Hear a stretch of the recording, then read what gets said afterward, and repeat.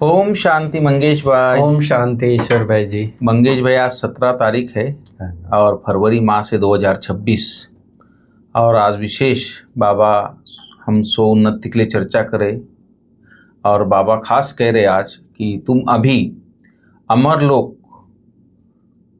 क्या है स्थापन करने, अमरलोक की स्थापन करने के निमित्त हो। माना बाबा ने हमको निमित्त बनाया, बराबर है। जहाँ कोई भी दुख व पाप नहीं होगा, वह है ही वाइसलेस वर्ल्ड। बिल्कुल। तो ये बहुत बड़ी जिम्मेवारी दी है जी, बाबा ने हम बच्चों को कि बाबा कहते हैं तुम अमरलोक की स्थापना के निमित्त, स्थापन करने के निमित्त हो जी। और वो है वाइसलेस वर्ल्ड। सुख शांति तो है लेकिन उसका मूल आधार है वाइसलेस। और मतलब उसके निमित्त हो आप वाइसलेस दुनिया। तो अभी वर्तमान में आपकी स्थिति हाँ इस प्रकार से मनसा वाचा कर्मणा। और जब हम किसी भी कार्य के लिए निमित्त बनते हैं तो निमित्त की एक बहुत बड़ी जिम्मेवारी होती है कि जिसके लिए बाबा हमेशा स्लोगन देता है कि जैसा कर्म मैं करूंगा मुझे देख और करेंगे। तो इसलिए बाबा कहते हैं कि तुमको अपनी धारणाएं भी उस प्रकार की रखनी है कि जो हम वाइसलेस वर्ल्ड में निमित्त बने उसके लिए। सही कह रहे हैं आप। हमारी दादी प्रकाश मणि को हमने देखा था, उनको अमेरिका की हंसा रावल बहनी डॉक्टर, उसने जब सकोड़ा गाड़ी गिफ्ट किया था 1997 में, तो दादी को नहीं अच्छा लगा। दादी बोलती दादी ये गाड़ी में बैठेगी तो बाकी दादियों को भी देना पड़ेगा। राइट। बोले दादी नहीं बैठेगी इसमें। दादी कई समय तक बैठी नहीं। हाँ जी। दादी वो सिंपल टाटा स्टेट में घूमती रही। हाँ जी। जब मनोहर दादी को दादी ने गाड़ी लेके दिया, ज्ञान सरोवर का जब प्रोजेक्ट ओपनिंग हुआ था, हाँ, जब मनोहर दादी को गाड़ी दिया दादी ने और रतनमन दादी को गाड़ी दिया, तब जाके दादी वो गाड़ी में बाद में बैठी, बहुत बाद में। हाँ, माना बड़ों का ये होता है कि जो मैं करूंगा मुझे देख और भी करेंगे। तो सबके लिए वो समान सोचते हैं। तो आपने सही कहा कि ऐसा हमको बनना बहुत जरूरी है। और प्रश्न है मंगेश भाई कि गॉडली फैमिली का वंडरफुल प्लान कौन सा है, वो थोड़ा बताइए। गॉडली फैमिली का वंडरफुल प्लान जी। तो वैसे दुनिया में ये फैमिली प्लानिंग का शब्द चलता है हमेशा। और ये भारत में 1952 से शुरुआत हुई थी इसकी। अच्छा। क्योंकि उन्होंने देख लिया था कि अगर ये अभी से पॉपुलेशन कंट्रोल खास करके अगर अभी से नहीं हुआ तो आगे चल के बहुत बड़ी समस्या बनेगा। लेकिन खैर गवर्नमेंट के प्लान तो प्लान ही रहते हैं, कागजों में ही रह जाते हैं और लोग तो पर मंगेश भाई सबसे ज्यादा लोक संख्या 40 साल में बढ़ी है। हाँ, डबल हो गई पूरी। डबल हो गई। तो आप देख कितनी फास्ट गति से लोग या इस धरती पर आत्माएं आ रही है। जी। गॉडली फैमिली का प्लान है फैमिली प्लानिंग करना, एक सत धर्म स्थापन कर अनेक धर्मों का विनाश करना। मनुष्य बर्थ कंट्रोल करने के प्लान्स बनाते हैं। बाप कहते हैं उनके प्लान्स चल ना सके। प्रैक्टिकल में देख ही रहे हैं, जो प्लान बनाए और उल्टा परिणाम एकदम विपरीत हो गए। हाँ जी। मैं ही नई दुनिया की स्थापना करता हूँ तो बाकी सब आत्माएं ऊपर घर में चली जाती है, बहुत थोड़ी आत्माएं रहती है। नेचुरल फैमिली प्लानिंग हो गया, फैमिली कंट्रोलिंग हो गया कि कहाँ करोड़ों करोड़ों आत्माएं और कहाँ सतयुग में लाखों आत्माएं। तो बाबा कहते हैं वो ऑटोमेटिक ड्रामा प्लान अनुसार मैं करा देता हूँ। जबरदस्त प्लान है बाबा। फिर आज के बाबा के मुरली में खास 3 शब्द पेयर में है। हाँ। आप देखेंगे जी कि बाबा कहते हैं यह घर भी है, यूनिवर्सिटी भी है जी, और इंस्टीट्यूशन भी है। अच्छा। घर है, घर में तो परिवार जैसे रहते हैं सारे, बाप दादा है और हम सब भाई बहन है, बच्चे हैं, तो घर हो गया। यूनिवर्सिटी भी है, यूनिवर्सिटी है तो वहाँ पढ़ाई है, एजुकेशन है। और इंस्टीट्यूशन है, इंस्टीट्यूशन है, घर है और इंस्टीट्यूशन भी है। घर में नियम लॉज वगैरह नहीं होते हैं। इंस्टीट्यूशन माना फिर वहाँ नियम मर्यादा ऐसा होता है। ये मोहिनी दीदी भी इस पर बहुत अच्छा तरह की, घर तो है सब प्यार से लेकिन कुछ नियम मर्यादाएं भी है ही है। तो बाबा कहते हैं ये इंस्टीट्यूशन भी है। बहुत अच्छा। फिर बाबा कहता है हमारा बाबा शिव बाबा जो है वह सुप्रीम बाप भी है, सुप्रीम टीचर भी है और सुप्रीम सतगुरु भी है। वही सबको पार ले जाने वाला है। तो ये 3 शब्द आप देखना। फिर यह है तमो प्रधान दुनिया। अच्छा। अभी वर्तमान समय सतो रजो तमो में हर चीज आती है। हाँ, ये भी 3। हाँ, ये भी 3 है, सत्व, रज और तम। फिर आगे बाबा कहता है कि 5000 वर्ष पहले जब आज स्वर्ग का भी बहुत अच्छा वर्णन है मुरली में, काफी है। 5000 वर्ष पहले जब लक्ष्मी नारायण का राज्य था तो वहाँ मनुष्यों की आयु, एवरेज आयु 125 से 150 वर्ष होती है। उसको अमरलोक कहा जाता है। अकाले मृत्यु कभी होता नहीं। अमरलोक इस कॉन्सेप्ट में शरीर नहीं छोड़ते, ऐसी बात नहीं है। 125-150 वर्ष आई हुई कि आत्मा अपना लेकिन एक तो पूरा होश हवास के जमाना, उसको साक्षात्कार भी हो जाता है कि आगे जाना है, ये पुराना और जैसे आजकल जैसे अकाले मृत्यु होती है कि बचपन में ही डेथ हो जाती, कभी भी चलता आदमी, चलता फिरता आदमी मतलब मृत्यु के इसमें चला जाता है। तो इसलिए बाबा कहता है कि अकाले मृत्यु आज यहाँ जैसे होती वैसे सतयुग में नहीं होती है, पूरी आयु चलती है, इसलिए उसको अमरलोक कहा जाता है। फिर बाबा ने बड़ा और भी बताया कि वहां तुम्हारे पास अथाह अनगिनत धन रहता है, सोने की ईंटों के मकान बनते हैं, मशीन से सोने की ईंटें निकलती रहती है। देखिए, मशीन से सोने की ईंटें बनती है और फिर उसमें हीरे जवाहरातों की जड़त होती है। ऐसा कितना सुंदर और कैसे वो चमकीले रंगे बेरंगी दुनिया होगी, है ना। बाबा कहते हैं द्वापर में भी कितने हीरे थे जो लूटकर ले गए। फिर बाद में तो काफी भारत को मुझे लगता है जो परिवर्तन होगा, जो उथल पुथल होगी ना, हाँ जी, उसमें कई सोना हीरा सब ऊपर आ जाए, बहुत कई जगह से इकट्ठा हो जाए। हाँ जी, हाँ जी। आज भी मैं देखता हूँ कि अगर सारी दुनिया का सोना हीरा इकट्ठा कर लिया जाए तो आज भी महल बन जाएंगे। बराबर, इतना सोना हीरा अभी भी है, लेकिन बिखर गया है, सारा फैल गया, तो सारा इकट्ठा होगा लास्ट में। अच्छा, फिर बाप कहते हैं, फिर बाबा अपने मूल बात पर आता है कि बाबा कहते हैं मुझे याद करो तो सुख मिलेगा। स्वर्ग का सुख चाहिए तो मुझे याद करो, क्योंकि मैं ही दुख हरता सुख करता हूँ।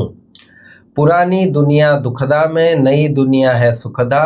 पुराना घर होता है तो उनमें चूहे सर्प आदि निकलते हैं। मकान अगर खंडहर हो जाता है तो फिर यही हालत होती है। तो ऐसे ही बाबा कहते हैं इस दुनिया का अभी हो गया है हालत कि यहाँ फिर मनुष्य ही जो है वैसे बन गया है कि एक दूसरे को काटने की स्थिति या मारने, लड़ने, झगड़ने। नहीं, यहाँ मनुष्य भी दुख दे रहे तो जानवर भी दुख दे रहे। बराबर। अभी इतने हिंसक होते जा रहे प्राणी और ये सब चीजें, उनके ऊपर विकारों का प्रभाव बहुत हो गया, तो कहीं सेफ नहीं कहीं भी। फिर वो 3 शब्द वाली बात, बाप तुमको कर्म अकर्म विकर्म की गति बैठ समझाते हैं। बहुत अच्छा। रावण राज्य में मनुष्य जो कर्म करेंगे वह कर्म विकर्म बन जाता है, क्योंकि किसी न किसी विकार के वशीभूत कर्म हो जाता है।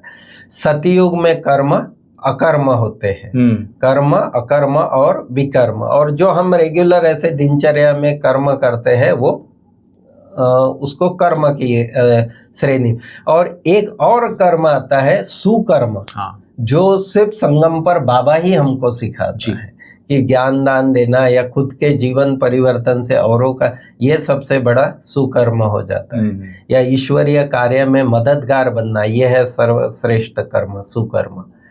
अब बाप कहते हैं इस मृत्यु लोक का अंत है, इसलिए जल्दी पढ़कर होशियार हो जाओ। बाबा रोज सावधानी भी देते रहते, बच्चे बाप को याद करो तो इससे विकर्म विनाश होंगे। आत्मा में जो खाद पड़ी है वह निकल जाएगी। आत्मा 100% प्योर बननी है। फिर आगे बाबा कहता है, बाप कहते हैं मैं ही दुखधाम से सुखधाम बनाने आया हूँ। हर 5000 वर्ष बाद आता हूँ, कलयुग के अंत और सतयुग के आदि में। अभी यह है संगम, जबकि पति दुनिया से पावन दुनिया बनती है। यही वह समय है और अभी मैं प्रैक्टिकल में अपना वो कार्य कर रहा हूँ। फिर वो 3 शब्दों वाली बात, बाबा ने आज अपने 3 टाइटल खास बताए। बाप है ही लिबरेटर, रहमदिल, ब्लिसफुल, सबको आकर मुक्ति, जीवन मुक्ति देते हैं। लिबरेटर है, रहमदिल है जी, और ब्लिसफुल है, आनंद देने वाला है, कृपा करने वाला है जी।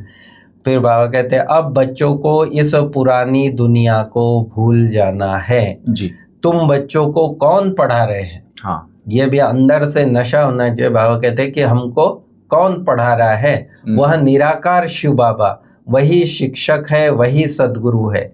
आने से ही पढ़ाई शुरू करते हैं। हाँ, जैसे ही शिव बाबा ब्रह्मातन में उसने ज्ञान चालू कर दिया, इसलिए लिखा हुआ है शिव जयंती सो गीता जयंती। अच्छा, हाँ, माना शिव बाबा आया और आते ही ज्ञान देना शुरू किया। गीता माना ज्ञान, तो गीता जयंती शुरू हो गई, ज्ञान शुरू हो गया। जैसे गीता जयंती सो फिर श्री कृष्ण की जयंती होती है। अच्छा, ये भी एक राज आज पता चला। हाँ जी, हाँ जी। और गीता जयंती, ये भी तीन हो गए, शिव जयंती, गीता जयंती और कृष्ण जयंती, बराबर। ये भी तीन है। तो सच में आज त्रिमूर्ति शिव बाबा ने तीन तीन शब्दों का सारा बताया। फिर आगे बाबा कहता है, इसी समय को ही कहा जाता है, किनकी दबी रहेगी धूल में, हाँ, किनकी राजा खाए, चोर चकारी आदि भी बहुत होती है, सफल उनकी होए जो नाम धनी के खर्चे। तो बाबा कहते हैं ऐसा ये अपने बुद्धि में हो और हम अपना तन मन धन ईश्वरीय कार्य में सफल करते रहे। ओम शांति। ओम शांति। बहुत अच्छा मंगेश भाई, बाबा ने तो आज तीन तीन बातों से पूरा ड्रामा का राज समझा दिया है, आदि मध्य अंत का। हाँ जी। और खास ये जो गॉडली यूनिवर्सिटी का बाबा ने वो भी बताया किस ज्ञान गॉडली यूनिवर्सिटी का क्या कार्य है। इसलिए बाबा बोलता है कि विष्णुपुरी स्थापन हो रही है और विष्णुपुरी में जाना है तो उसके लिए स्वयं को लायक भी बनाना है। और उसके लिए लायक क्या बनाना है कि वह पावन दुनिया है, इसलिए अपने को संपूर्ण पावन बनाना है। इसलिए वहाँ खान पान भी बहुत शुद्ध है मंगेश भाई। इसलिए बाबा ने बोला अभी अशुद्ध खान पान का त्याग कर देना है, तो शुद्ध खान पान बाबा की याद में बना के भी खाना है, तो उससे मन भी शुद्ध होगा और पवित्रता का बल भी उसमें रहेगा। और विनाश के पहले अपना सब कुछ सफल करना है।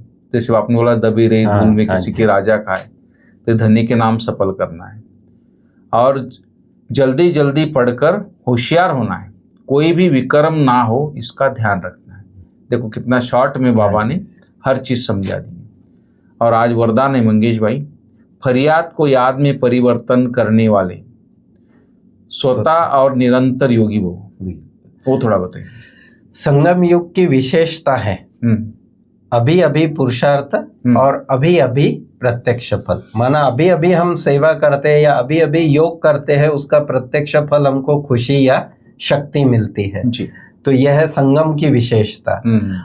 अभी स्मृति स्वरूप अभी अभी प्राप्ति का अनुभव। भविष्य की गारंटी तो है ही, लेकिन भविष्य से श्रेष्ठ भाग्य अभी का है। इस भाग्य के नशे में रहो तो स्वतः याद रहेगी। भाग्य के नशे में रहो तो स्वतः ही भाग्य विधाता की याद रहेगी। जहाँ याद है वहाँ फरियाद नहीं। फरियाद माना कंप्लेंट कि ये नहीं मिला, वो नहीं मिला, ये चाहिए, वो चाहिए। क्या करे, कैसे करे, यह होता नहीं है, थोड़ी मदद दे दो, यह है फरियाद। कि क्या करे, कैसे करे, ये होता नहीं है, थोड़ी बाबा मदद कर दो, कृपा कर दो, तो बाबा कहते ये फरियाद। तो फरियाद को छोड़कर स्वतः योगी, निरंतर योगी बनो। नशे में रहो तो बाबा की याद, भाग्य विधाता की याद रहेगी। बहुत अच्छा। फिर स्लोगन है, जो स्वयं को मेहमान समझकर चलते हैं वही महान स्थिति का अनुभव करते हैं। मेहमान जो समझता है, तो बाबा ने कहा कि मेहमान जो है उसको अटैचमेंट नहीं रहती है, कि आया और गए। फिर अव्यक्त इशारा जो है, एकता और विश्वास की विशेषता द्वारा सफलता संपन्न बनो। इसमें बाबा कहता है संगठन का बल, स्नेह का बल, एक दो को सहयोग देने का बल और सहनशीलता का बल। संगठन का बल, स्नेह का बल, एक दो को सहयोग देने का बल और सहनशीलता का बल जमा करो तो माया कभी वार नहीं कर सकेगी। फिर जय जयकार का नारा लगेगा। बहुत अच्छा। ये बल बहुत जरूरी है। हाँ, बहुत बहुत धन्यवाद मंगेश। शांति।